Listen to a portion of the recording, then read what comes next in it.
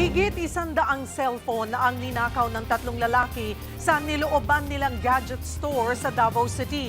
Tinitignan ngayon ng mga otoridad kung sila rin ang nanloob sa isa pang gadget store sa Tagum City. Nasa frontline ng balitang yan, si Mobile Journal, Alexis Ebue.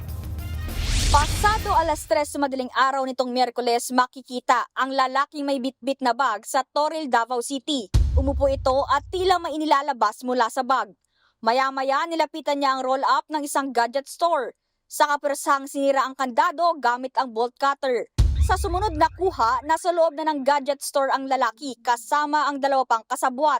Pinagdadampot nila ang mga nakadisplay na cellphone sa cabinet. Inilagay nila ang mga ito sa supot at bag. Makalipas ang ilang minuto, sumibat ang tatlong kawatan. Natangay nila ang nasa higit 100 units ng cellphone na nagkakahalaga ng higit 1 milyong piso. Ganon din ang kita ng tindahan na 34,000 pesos. Isang araw lang matapos ang krimen, sa Karatig lungsod naman ng Tagum, Davao del Norte, isang gadget store din ang nilooban. Kita ang paghinto ng puting van na ito sa tapat ng establishmento.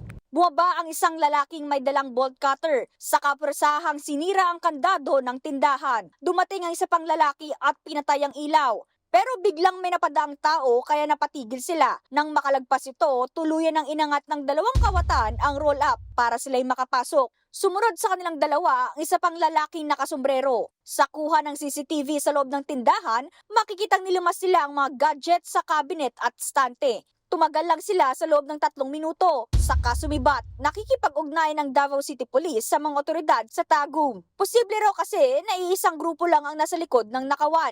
Because same modus po, same na gadget store ang pinasok po ng same day. So nagko-compare notes po kami ng investigator po ng Tagum City Police Office. Tukoy na raw ng mga pulis ang isa sa mga sospek. Nagsasagawa na rin ng mga pulis ng backtracking sa mga CCTV habang tuloy ang pagtugis sa mga kawatan. Nagbabalita mula sa frontline, Mobile Journal Alexis Ebue, News 5. Mga kapatid, Cheryl Hosing po. Maging maalam at may pakialam sa mga napapanahong issue at headlines. Mag-follow at mag-subscribe na sa social media pages ng News 5.